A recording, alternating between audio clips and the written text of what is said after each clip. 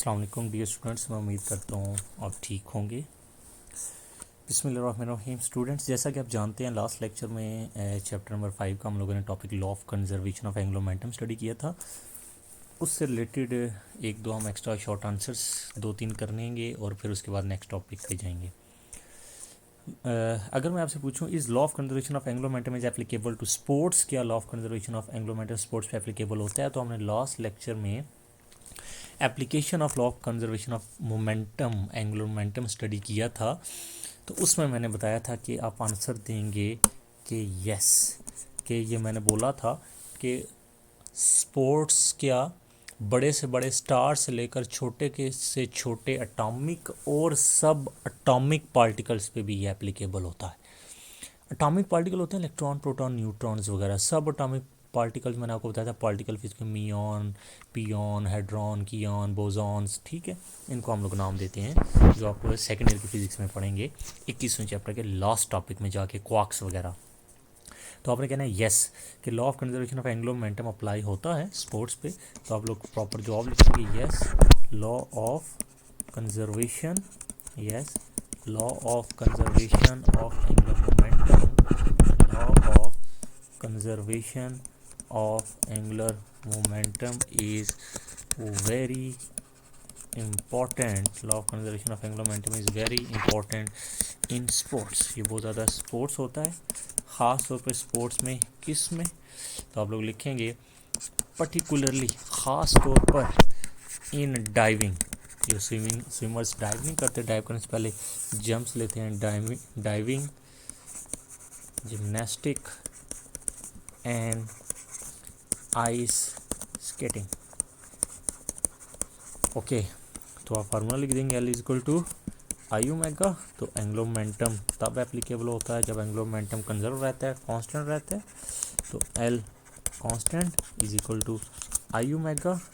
तो constant omega उधर multiply हो रहा है, इधर आके क्या आ जाएगा डिवाइड, तो यह आई इक्वल टू आ जाएगा कांस्टेंट ओवर ओमेगा। तो I is inversely proportional to omega.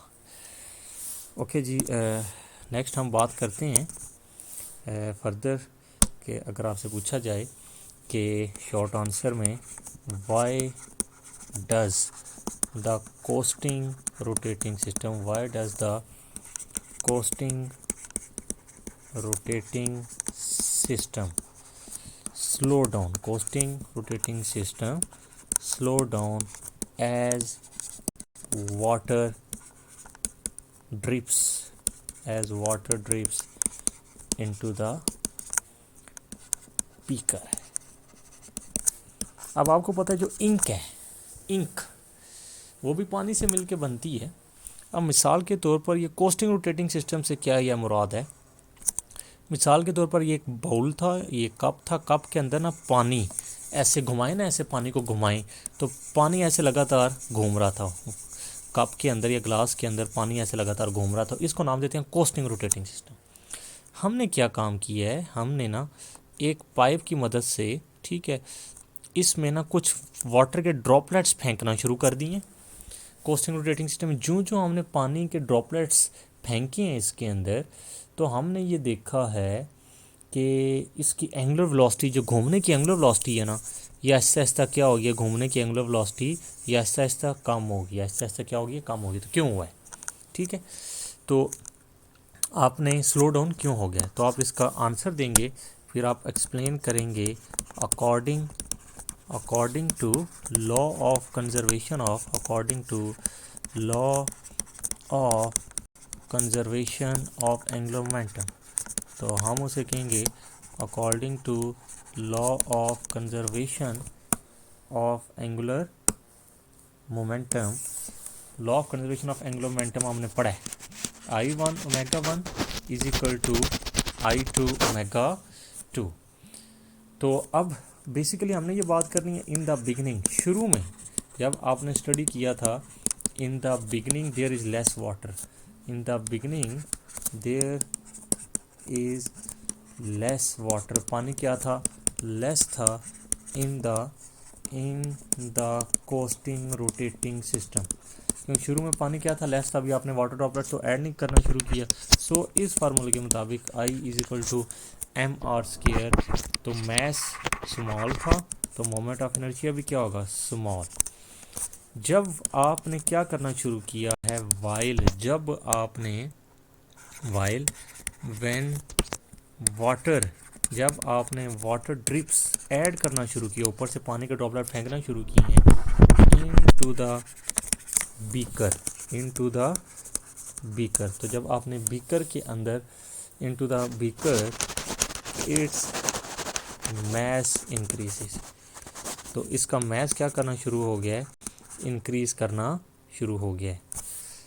जाहिर बात है पानी बीच में जब और ऐड होगा तो मैस क्या करना शुरू कर देगा, इंक्रीज करना शुरू कर देगा, ड्यू टू आई इंक्रीजेस, तो जिसकी वजह से मोमेंट ऑफ इनर्शिया भी क्या कर देगा, इंक्रीज कर देगा। तो I is equal to M R square, तो एम इंक्रीज होने से मोमेंट ऑफ इनर्शिया भी क्या हो जाएगा, इंक्रीज हो जाएगा। तो ये हमने फार्मूला प्रूव किया है कि आपके पास आई जब इंक्रीज हुआ है तो एंगुलर वेलोसिटी क्या हो जाएगी, इस फार्मूले के मुताबिक मोमेंट ऑफ इनर्शिया जब इंक्रीज होगा तो एंगुलर वेलोसिटी क्या कर जाएगी, डिक्रीज कर देगी। एंगुलर वेलोसिटी क्या कर जाएगी, डिक्रीज। तो इसलिए वो जो पानी अंदर घूम रहा था पहले कप में, अब उसकी रफ्तार क्या हो जाएगी, कम हो जाएगी, पानी की रफ्तार क्या हो जाएगी, कम हो जाएगी।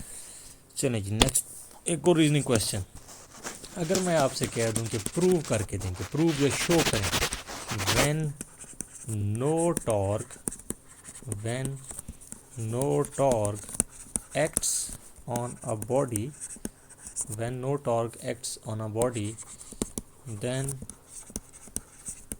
angular momentum is constant। Angular momentum, फिर आपके पास प्रूव करें कि जब कोई टॉर्क एक्ट नहीं ना करता तो एंगुलर मोमेंटम क्या होता है, कांस्टेंट होता है। तो अभी आप देखेंगे हम मैथमेटिकली एक एक स्टेप में डिटेल में प्रूव करूँगा। लिखेंगे according to momentum in term of Newton second law, according to momentum in terms of Newton second law, momentum in term of Newton second law से हम जानते हैं F is equal to delta P over delta T, ये हमें formula पता है। While जबकि angular momentum का फार्मूला हमें पता है L is equal to R cross क्या होता है P। अगर लीनियर मोमेंटम में चेंज आएगा तो एंगुलर मोमेंटम में भी चेंज आएगा, तीनों के साथ डेल्टा इकट्ठा। फिलहाल एफएससी में मैंने कहा था तीनों वेरिएबल हम नहीं लेंगे, एक ने क्या रहना है, कांस्टेंट। तो अब ये चेंज किसके लिए आ रहा है, टाइम के लिए आ रहा है, तो मैं लिखता हूँ dividing by delta T on both side. मैं दोनों साइड्स पे क्या कर देता हूँ, डेल्टा टी के साथ क्या कर देता हूँ, डिवाइड कर देता हूँ। डेल्टा टी के साथ मैं क्या कर देता हूँ, डिवाइड। अब हमें पी के नीचे टाइम की ज़रूरत है, इसलिए आर के नीचे नहीं लिखा, डेल्टा के नीचे डेल्टा लगा दिए। अब देखें यूजिंग इक्वेशन 1 से देखें हमें पता है F equal delta P over delta T है, तो मैं लिख रहा हूँ यूजिंग इक्वेशन 1 इंटू 2, इक्वेशन 1 को मैं 2 में यूज़ करता हूँ, तो delta L over delta T equal R cross क्या आ जाएगा, F आ जाएगा।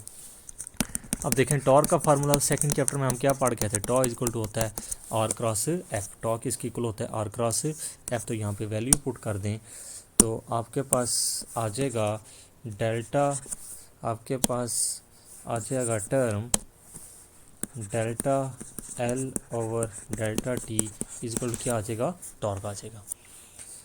या इसे मैं लिख देता हूँ tau is equal to delta L over delta T. आपने बोला था कि एंगुलर मोमेंटम तब कंजर्व होता है जब एक्सटर्नल टॉर्क जिसकी वैल्यू कुछ टॉर्क होती है कुछ ना कुछ अगर ज़ीरो हो। तो अगर ये ज़ीरो हो तो आपके पास वैल्यू पुट कर दी डेल्टा एल और डेल्टा टी आ गया, डेल्टा टी ज़ीरो ज़ार ज़ीरो इंटू डेल्टा एल, या जिसे मैं लिख दूंगा delta L is equal to zero. Change कैसे निकाला जाता है, final minus initial equal to zero, तो final is equal to initial. तो ये हमने प्रूव कर दिया।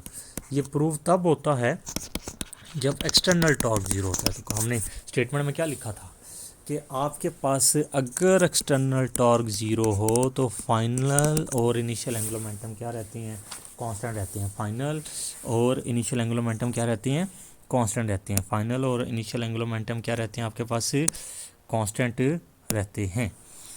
अब आपने ये प्रूव कर दिया कि एक्सटर्नल टॉर्क ज़ीरो होगा तो एंगुलर मोमेंटम क्या होगा, कांस्टेंट होगा। नेक्स्ट टॉपिक है बहुत ज़्यादा इंपॉर्टेंट, लॉन्ग क्वेश्चन आंसर के हवाले से बहुत ज़्यादा important, rotational kinetic energy. Rotational kinetic energy, rotational kinetic energy. पहले हमने ट्रांसलेशनल काइनेटिक एनर्जी पढ़ी थी चौथे चैप्टर में, और ट्रांसलेशनल काइनेटिक एनर्जी का फार्मूला क्या था, half M V square. Translational का मतलब लीनियर, तो rotational kinetic energy half I omega square. आज हम प्रूव करेंगे कि रोटेशनल काइनेटिक एनर्जी का फार्मूला ये कैसे आता है, और ट्रांसलेशनल का फार्मूला हमने प्रूव कर चुके हैं चौथे चैप्टर में। ट्रांसलेशनल काइनेटिक एनर्जी होती है हाफ एम वी स्क्वायर। जब कोई चीज़ सीधी मूव कर रही हो तो उसकी लीनियर या ट्रांसलेशनल काइनेटिक एनर्जी होती है, जब वो गोल दायरे में होता है हम कहते हैं उसकी रोटेशनल काइनेटिक एनर्जी होती है।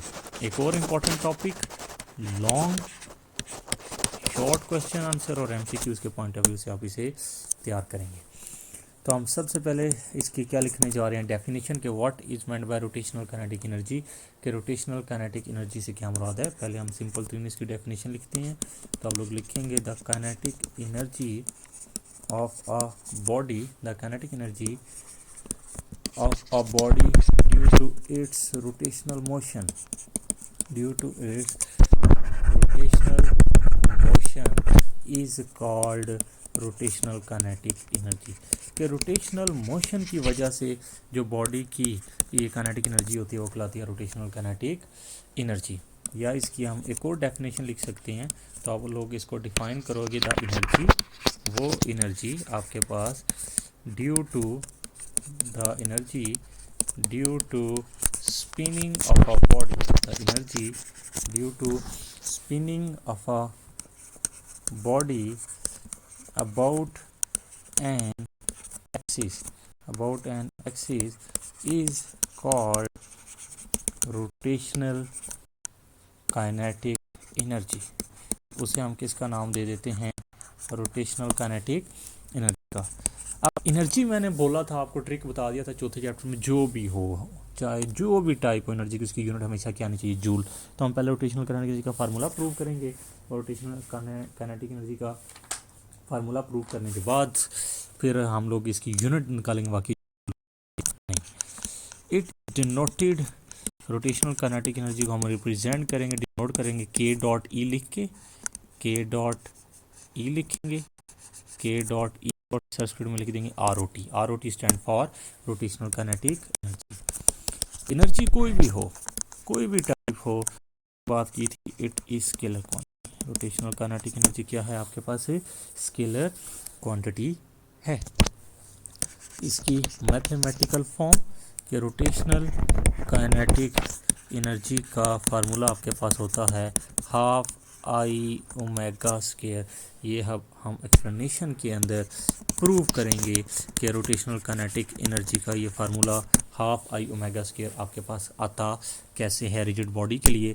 तो उसमें हम जनरल पहले एक्सप्लेन करना शुरू कर देंगे कि कंसीडर अ रिजिड बॉडी, हम रिजिड बॉडी के लिए एक्सप्लेन करेंगे कंसीडर, क्योंकि आपको पता है जो हम पिस्टन के अंदर फ्लाई व्हील्स वगैरह यूज़ करते हैं, जो हमारे टायर होते हैं, जितने भी हमारी चीज़ें जो गोल दायरे में घूम रही होती हैं वो हमेशा हार्ड फॉर्म में होती है, मैक्सिमम सॉलिड फॉर्म में। तो इसलिए हम उसको रिजिड बॉडी के लिए ऐसे ये टॉपिक ज़्यादा एक्सप्लेन करते हैं। कंसीडर और रिजिड बॉडी, हमारे पास एक रिजिड बॉडी है जिसे हम कंसीडर कर रहे हैं, विच इज़ रोटेटेड, जिसे हम क्या करेंगे, रोटेट करेंगे, which is rotated about an axis of rotation, which is rotated about an axis of rotation, जिसे हम axis of rotation से रोटेट कर रहे हैं। अब रिजिड है, इसको हम क्या करेंगे, इट इज़ डिवाइड इनटू, इसको हम डिवाइड कर रहे हैं into n number of pieces, n number of pieces, और n नंबर ऑफ पीसेस जिनका मैस क्या है, of message m1 m2 m3 up to so on into mn, ठीक है। एंड हैविंग डिस्टेंस, और इन पार्टिकल्स का जिसने topic moment of inertia angular momentum अच्छी तरह समझा, उसके लिए ये वाला टॉपिक भी आसान होगा। And having distance from axis of rotation, and having distance from axis of rotation, और axis of rotation is r1 पहले पार्टिकल का जिसका मैस m1 था, दूसरे का r2, तीसरे का r3 जिसका मैस m3 था, up to so on into rn। और देन इसकी मैं डायग्राम बनाता हूँ, आप लोग देखें कि आपके पास ये पार्टिकल्स थे, ये इसका एक्सिस ऑफ रोटेशन है, सेंटर है O, और मैं कहता हूँ यहाँ पे कोई पार्टिकल m1 है, यहाँ पे कोई पार्टिकल m2 है, यहाँ पे कोई पार्टिकल m3 है, इनटू चलते चलते यहाँ पे कोई पार्टिकल आपके पास क्या है, that one is said to be mn, और इसका रेडियस यहाँ से r1 सेंटर से, r2 सेंटर से, r3 या rn ओरिजिन से सेंटर से आ जाएगा। या इसकी एक और डायग्राम मैं आपकी आसानी के लिए बना देता हूँ। मैं कहता हूँ ये सेंटर है और यहाँ पे कोई भी पार्टिकल पड़ा हुआ है जिसका मैस m आई है और एक्सिस ऑफ रोटेशन से उसका रेडियस आ रही है, और ये एंटी क्लॉकवाइज डायरेक्शन में मूव कर रहा है, और एक्सिस ऑफ रोटेशन के गिर्द उसकी एंगुलर वेलोसिटी क्या होगी, ओमेगा होगी। अब ये सारे पार्टिकल इकट्ठे आपको पता है साथ एक दूसरे के जुड़े होंगे ऐसे, तो जिस रफ्तार से एम आई मूव करेगा कोई भी पार्टिकल, उसी रफ्तार से सारे पार्टिकल मूव कर रहे होंगे। ये नहीं कि m1 अगर आहिस्ता है तो m2 तेज़ होगा, m3 आहिस्ता होगा, ना, सारे एक ही रफ्तार के साथ कंटिन्यूसली मूव कर रहे होते हैं। तो फिर आप लिखेंगे देन इट्स ट्रांसलेशनल काइनेटिक। अब ट्रांसलेशन हम क्यों शुरू करें, हर पॉइंट पे पार्टिकल की कौन सी वेलोसिटी भी होती है, टेंजेंशियल वेलोसिटी। जब कोई चीज़ गोल दायरे में घूम रही होती है तो हर पॉइंट पे उसकी कौन सी वेलोसिटी एक और होती है, टेंजेंशियल वेलोसिटी भी होती है। तो इसलिए हम ट्रांसलेशनल से इसका कंसेप्ट यूज़ करेंगे, और ट्रांसलेशनल काइनेटिक एनर्जी को हम चेंज करेंगे रोटेशन में। Then its translational kinetic energy is, तो ट्रांसलेशनल काइनेटिक एनर्जी या लीनियर काइनेटिक एनर्जी का फार्मूला हम पढ़ चुके हैं, हाफ एम वी स्क्वायर। हमने ट्रांसलेशनल को रोटेशनल में चेंज करना है, तो टेंजेंशियल वेलोसिटी को एंगुलर में लेके जाना है, तो ये हम वैल्यू पुट कर देते हैं। तो पुट इन इक्वेशन 1, तो आपके पास काइनेटिक एनर्जी आपके पास आ जाएगी हाफ एम वी की जगह आर ओमेगा, और ऊपर क्या आ जाएगा होल स्क्वायर। तो देन आपके पास आ जाएगा kinetic energy half M R square into omega square. No, हम लिखने जा रहे हैं no the kinetic energy of mass m1, particle जिसका मैस m1 है उसकी हम काइनेटिक एनर्जी लिखेंगे, तो वो आपके पास आ जाएगी half m1 r1 square omega 1, ये आ जाएगी question number 2।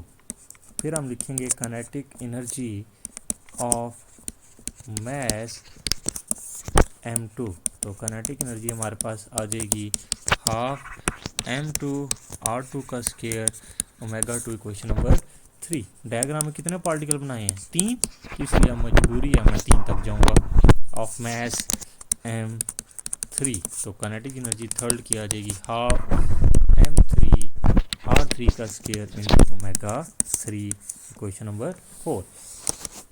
Up to so on चलते चलते हम लोग लिखेंगे kinetic energy of mass mn, तो काइनेटिक एनर्जी आपके पास n पार्टिकल की आ जाएगी half mn rn square into omega n का स्क्वायर, ये आ गई क्वेश्चन नंबर 5।